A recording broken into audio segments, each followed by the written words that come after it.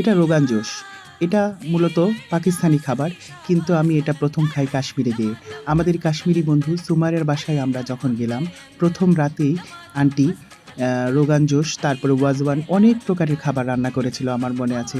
কিন্তু এই রোগান জোশটা খেয়ে আমি তার মধ্যে প্রেমে পড়ে গিয়েছিলাম এবং তারপর বহু হোটেল বা রেস্তোরাঁতে যখন খেয়েছি কাশ্মীরে, এটাই আমি প্রথমে খেতাম। তো যাই হোক, আন্টির কাছ থেকে প্রায় রেসিপি নেওয়া হতো কিন্তু আর রান্না করা হতো না। ভেবেছিলাম বাসায় এসে আমি এটা প্রথমেই রান্না করে ফেলবো, কিন্তু আর হয়নি। সেদিন হঠাৎ আন্টির সাথে কথা হচ্ছিল, বললাম রোগান জোশের রেসিপি দেন। আন্টি রেসিপি দিল, আবার ভুলে গেলাম। পরদিন যখন রান্না করছিলাম, সুমাইয়ার বড় বোন রুবি দিদিকে লাইনে রেখে আমি রান্না শুরু করলাম।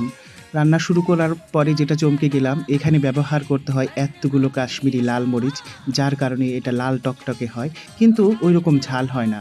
এটা ভীষণ মজার একটা খাবার। যদি আপনারা না খেয়ে থাকেন তাহলে সত্যি মিস করবেন।